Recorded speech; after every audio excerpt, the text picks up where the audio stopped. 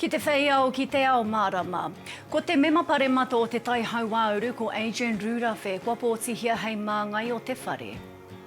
E kitea mai ai te wāriu o te ao Māori ki ngā taumata tike tike i roto i te whare Paremata. He rangahau hou e whakaatu pū ana ko te nui o ngā tamariki i tipu i raro i ngā manaakitanga a te Kāwanatanga i Aotearoa ki te whare herehere. There is a clear pipeline to prison process that's been going on and been detrimental for Māori. He kawenata hou e tauana ki waenganui i Aotearoa me Kānata kia mahitahi ki te whakapai ake i ngā hua ki o rātou iwi tangata whenua.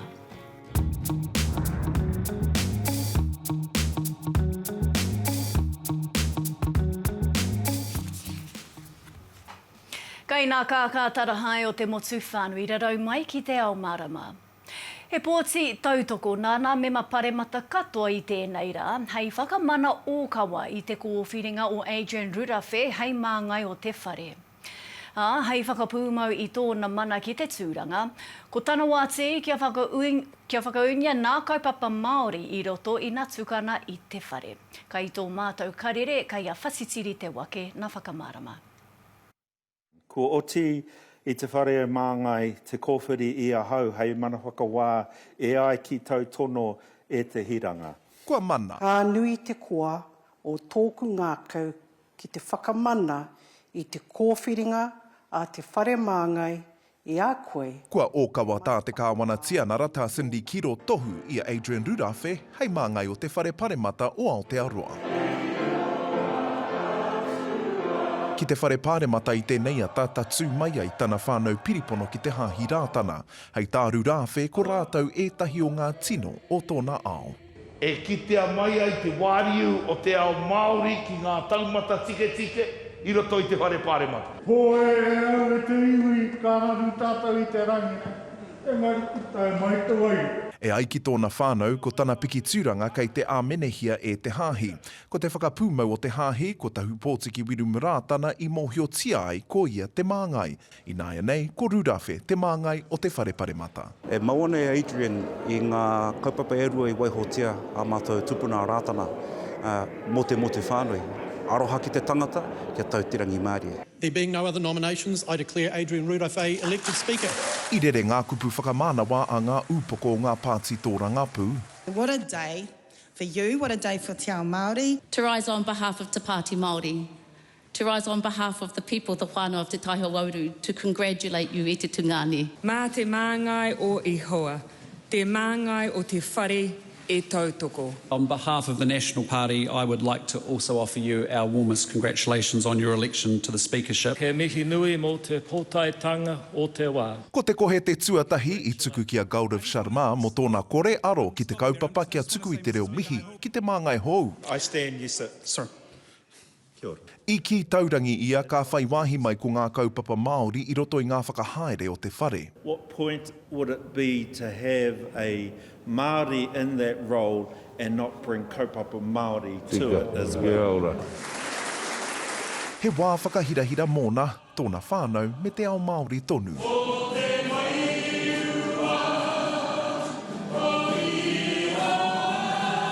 Hei āpōpō ka noho ia i te tūru, te Māori tuarua i taua tūranga i te whare Paremata. The House stands adjourned until 2 p.m. tomorrow. Whatitiri te wake, Te Ao Mārama. Nā, aha kua tōna nākau hi hiko ki tāna e kena hei Māngai o te whare i te rānei. E hara i te kakena nāwari noa ma Adrian Rurawhe i te ao tō rangapū. I puta i huia mai i muri i tāna kōwhiringa pōti tuatahi rawa. He oe, e waru tau ko taha, kai te noho tonu ia ki te tūru Māori o te tai Hauāuru. E waru taua Adrian Rurawhe hei Mema Paremata i tomo tuatahi atu ki te whare i te tau 2014 i tana toahanga i te tūru o te tai Hauāuru i waihotia iho e tari ana turia i tana rihainatanga. He heke ngā whakapapa mōna. Sir, I am not the first of my whānau to enter Parliament. I follow in the footsteps of my granduncle Hami Tokoru Rātana, my grandfather Matu Rātana, my grandmother Iriaka Rātana, all of whom were the Member of Parliament for Western Māori, now known as Te Hauāuru. He kaha no tana whai pōti I toa I aia, ana pōtitanga tuatahi e rua karapipiti, aha koa I muri ia e haere ana I ngā tatauranga tōmua I te pōtitanga. I te tau 2014 ko Chris McKenzie I mua. Chris McKenzie leading with 32%. Adrian Rurawhe just behind him on 29%. Engari ko tō Rurawhe ihu I puta I te mutunga. I pērā hoki I te tau 2015 ko Howie Tāmati o te Pāti Māori I mua I ngā tatauranga pōti tōmua. The challenger Howie Tāmati from the Māori Party at 52%. Labour MP Adrian Rurawhe is behind 13% at 39%. Ka eke anō a Rurawhe. We will be the voice of Māori in Parliament. He tangata kai te kaha tautoko tia ki roto o rātana. Nā tana hononga nui ki te hāhi rātana. I ngā marama kua hori I piritata ia ki te Māngai o te Whare kia Trevor Mallard, I runga I te mōhio tai huake ia, ka piki tūranga. Well, the member does know that my rights within here are pretty much absolute. E rima tau a Mallard hei Māngai o te Whare, I taua wā I kaha tātā tia ia e nāhinara. I and the National Party believe it is critical that Trevor Mallard resign as Speaker of the House. Nā tana whakatau kia au kati atu a Winston Peters I te whare Paremata I tēnei tau, mea nā mahi ki te ngana ki te pana I ngā kaiporo tēhi ki Paremata, I tā waitia aia. That's why we've got a motion of no confidence in place, because we fundamentally feel that behaviour is immature, childish and provocative. I te otinga mai I tohua ia hei Māngai Kāwanatanga ki Aireni. Nō reira kua tō te rā ki āna mahi tōranga pū. Engari mo te mema Paremata o te tai Hauāuru, he ara hou, e tīrama mai ana. Come back now. He te Gardner, Te Ao Mārama. E mea nā tētahi rangahau nā te komihana arotake I te tūkinotanga tamariki. He kaina whakatupu mauhere nā whare tiaki tamariki o te Kāwanatanga. He āhuatanga tēnei kua ki te mai anō I nā taurima te kau, tatu atu ki te tau iwa te kau mā iwa. Ana ia tūmama o harawira me tēnei pūrongo. Atu I ngā ringa manaaki ki ngā ringa mauhere o te Kāwanatanga. He horonga e mārama ana ki ngā purapura ora. There is a clear pipeline to prison process that's been going on and been detrimental for Māori over generations. It's been really, really clear from all of the reports, the reviews, the Waitangi Tribunal hearings, that Māori children in particular have been far penalised, far disproportionately removed, and the outcome of that is that unfortunately they end up far too often going into places of hardship, experiencing homelessness, unfortunately being in the criminal justice system. I nā te kino o ngā whika I te rangahau mo ngā tamariki noho ki raro I ngā tauwhirotanga a te Kāwanatanga. Tōna toru te kaumātahi mano tāngata I rangahaua, ko te hunga I tipu I raro I ngā manaakitanga a te Kāwanatanga. He wa whakarau ake te tūpono mauhere a rātou I o te hunga te tipu pērā. I hoki mahara atu a tāku te rāwiri Whare tini kārena ki te wā tuatahi I mauhere a ia. Never been there before, but going out into the yard and known 80% of the people there. And the reason being is that before that I'd spent 11 years in social welfare homes, family homes, foster homes and boys' homes, and so I knew them all there. What's happened to people over the decades in state care has had an impact on people going into prison, but what I want to do is break that pipeline. Nā ware tini kārena ngā pānga o ngā whakarereke-tanga ki ngā ture I rangahau, mo tāna tohu tākuta. Hei tāna, ko tā te Kāwanatanga kaha ki te tamaiti Māori, he mahi no mua noa atu I te whakatūnga mai o te Kāwanatanga tuatahi. Oranga Tamariki, Department of Social Welfare, it has its origins in England through a group called the House of Commons Select Committee on Aboriginals. So what happened is when the British Empire colonised other nations, they colonised more indigenous nations than any other European power. But what they found is that they couldn't change the mindset of the indigenous peoples that they were engaging and colonising with. And so they went after the children. Hioi anō, hei tāna, ka arehe aha ki aia, ngā hara o mua. That is an intervention process. I want to know, what does prevention look like? Because we all seem to be operating after the fact. What are processes that we can put in place so that we never see our tamariki mokopuna experience life in state care? Tumoma o Harawira, Te Ao Mārama. Kai te kaha te tū whakahea nā kākāriki tō rātou hua Kāwanatanga i a reipa, mo te whakamanatanga o nā pire e rua mo oranga tamariki i te whare Paremata. E ai ki te Kāwanatanga, ko nā pire e rua nei, he ahunga nui ki te whakatika i nā he o mua. Engari kai te whakahe te rōpū kākāriki me te ki, kai te tamo i nā pire, ko te wairua whakawhirinaki, mai a hoki o te rāngai o ngā mātana o nā tamariki mo kupuna hoki. E matapai ana nā kākāriki, tērā te wā ka hoki kōmuri te titiroki ki te whakamanatanga o nei pire, ka patua e te whakamā. Nā ki te whakawhānui i te kaupapa rākua piri mai a te anau tui ono no te rōpū kākāriki i nāia nei. Tēnā koe te anau me tō si hā te kaipatuahi. Te anau... Tēnā koe. Kia ora. Te anau, kua kōhetengia a reipa e tō koutou pāti ko nā pire oranga tamariki te take. Te whakautu i hehia te ana e koe i a rātou. Ko te mea noi kia whakarongo ki nā mātanga, mo tēnei ona tukanga. Whakarongo ki te hunga e haere tonu ana ki roto i te Royal Commission of Inquiry. I te mea kei te haere tērā tukanga anō hoki. Me te mea anō ko ētahi nā roia kororohia nei kei te whati nā āhuatanga me te piringa o te triti o Waitiki ki roto i tēnei no reira. Kia mātai nei, kāre he oranga mo tēnei o nā pire. Me te mea anō, tētai te tangata te aro matawai ia ki tōna kotahi. No reira, nā rongi i tēnā pire ka kuhu mai tērā āhuatanga ki roto i te Kāwanatanga. Me noho ki waho tērā āhuatanga ki waho i te Kāwanatanga. Tērā te take kāre mātai te whakaiki e nei pire. Hea tā koutou i mahi ai hei aukati i e nei pire?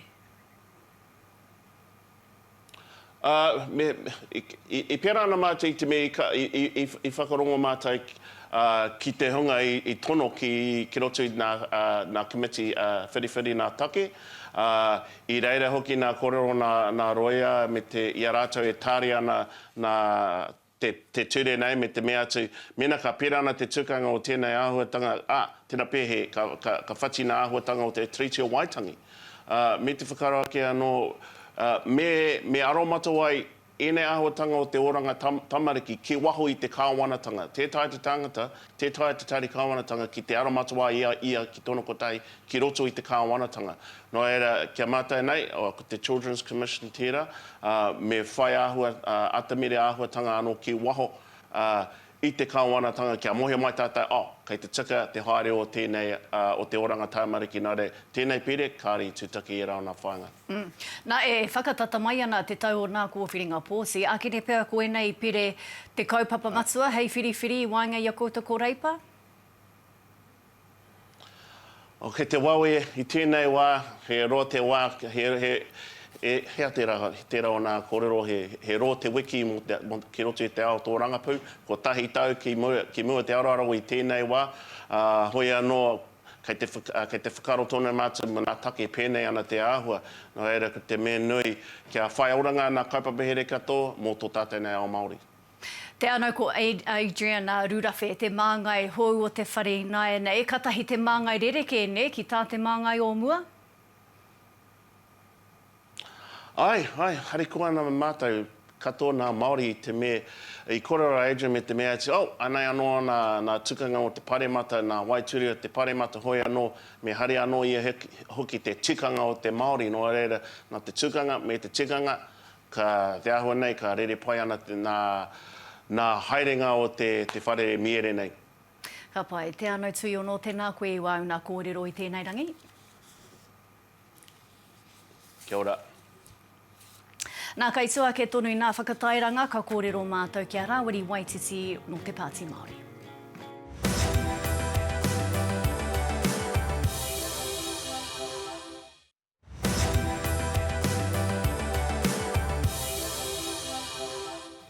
Nau mai anō. Kia hana whakaaro o nā kaipōti ki nā piki mena heki te ao tō rangapū. He take rānei e nei ka whakapō rea pea i nā kōwhiringa pōti a te rātou. I nā te āhua o te ao tō rangapū ki te rapu pai mo te tangata, ki te rapu kino rānei. Wasn't killed, even worse, he was expelled. Kei te aro ana kōrero kia Rurawhe, Rama, me ana whakapai whakaweti I waengai te rōpū reipa. Look, from the Labour Party's perspective, this matter is now concluded and resolved. We've had 2 weeks of what people have been calling shama drama, and we haven't necessarily seen a lot of evidence for bullying or a bullying culture. Hoi anō tērā nā raru kai runga I te rōpū nahinara o Tauranga, a Sam Uffindale. Mo te whakaweti. And at the end of the day, our processes will never be perfect. No party's processes will be perfect because we're dealing with people who are all grossly imperfect. Kei rotano I nei pōhehe kāre kore ka tipu mai nā tūmomo rōpū e hia ana ki te pena I te motu. And have maybe fallen down a social media rabbit hole. And I think that ultimately protests only go so far, so this formation of a new party kind of adds an extra actor to the political landscape. I nā kei roto I nā kaupapa e whakaporea nei te huna mōhio, he whakawāteatanga mo Aotearoa tuatahi. First has always picked up that anti-establishment voter, the people who are a bit disgruntled with the political elites. Kei roto noi te tūwehea nā kaiporo tehi I te kāwana, ka hore te katoa I reira ki te tautoko I te rōpū Freedom Rights Coalition I te mutunga mai. What happens to political leaders over time is there's those chinks in their armour. They gradually have their brand eroded. And I wondered if this was the start of that for Jacinda Ardern. Aha koe te whakaponoa etahi he moatarawa, mo te matakite. There's 3 versions of events, what they said, what that other person said, and then the truth. Tēnei Molyneux, Te Ao Mārama. Koe nei te wā ka huri te kimi nā whakaaro o rāwiri waititi, kai ārehi takiru o te Pāti Māori mona take o te wā.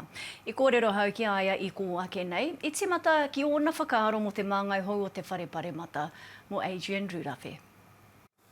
He tangata humārie, he tangata whaimana, he tangata, he kotona whakapapa, he mea nui tērā I roto I tēnei tuahuatanga tūrūne.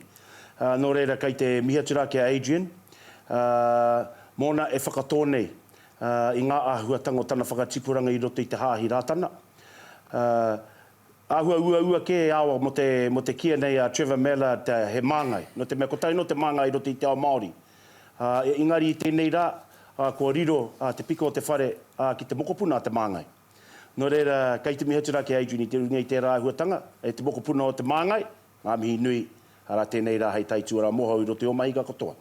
Raore kua ki te tātou I tōtu tautohe atu ki te Māngai o mua kia Trevor Mallard. Ka hanga pēra hoki koe kia Adrian? I tēnei rā tonu, nāna o hoki e kia nei, kei te pirengi ia te whakatō mai ngā tikanga Māori ki roto I te whare. Ka te eno mātou ka mihingia te tangata nei, ka tūau ki te wairea anō hoki ki te whakahaere whakamoimiti. I mua no atu I te whakaote o ngā mahi I tēnei rā. Kārie mo te kia nei me tau ki raro, kārie mo te kia nei me putaki waho. Nō reira, kei te kitea mātou, ara, ko tini te wairua te whare I tēnei rā. Nā, ki te tahi atu take, he aha o whakaaro mo te poro tehi I arahi nei Brian Tāmaki ki Paremata ina nahi nei. O whakaaro mo ana whakahe ki te Kāwanatanga. Karoa te hunga nei e whakahea nei te Kāwanatanga. Ko tāku ka roa nei ngā iwi e poro tehi ki runga I ngā papa o Paremata. Koe na hoki o ku whakaaro. Kia whakawātea te papa hei wāhi poro tehi ma ngā iwi. Me te mea hoki I whakatutiki ai I o rātou tūmanako hanga ka reo mohio. Kai a rātou tēnā whakautu.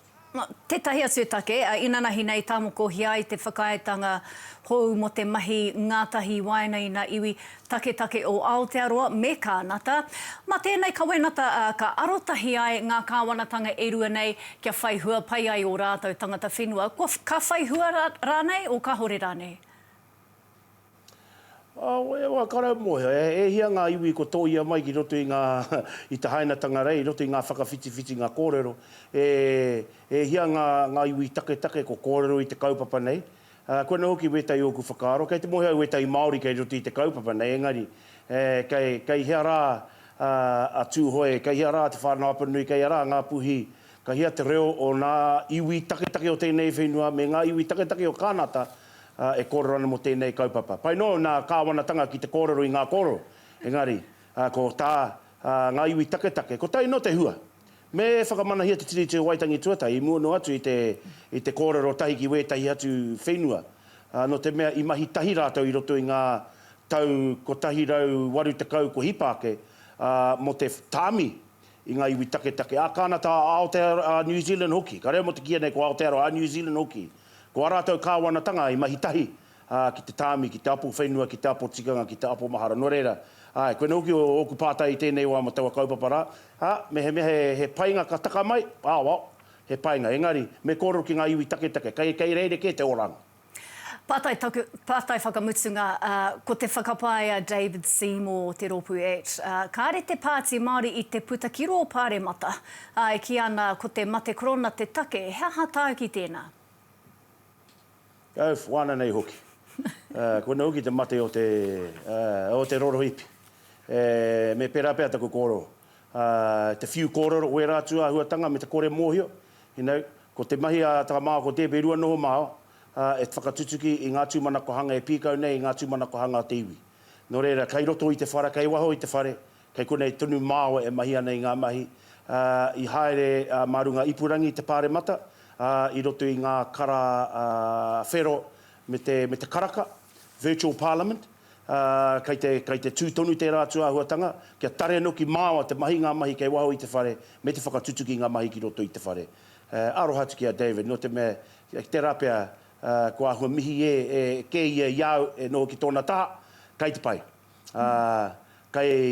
Ka hoki mai anu hoki a tīnana, i roto i ngā tini āhuatanga o te wā, ki te whawhai mo te iwi Māori, e koe na hoki tana raru. Kari e pai mo te whawhai mo te iwi Māori, ko tōna painga i whawhai mo iwi ke ake. Raure, ka nui te mihi ki a koe. Kia ora. Tai hoa ke nei kona tohu a tā whirimātea me te aha he ua, he ua, he ua.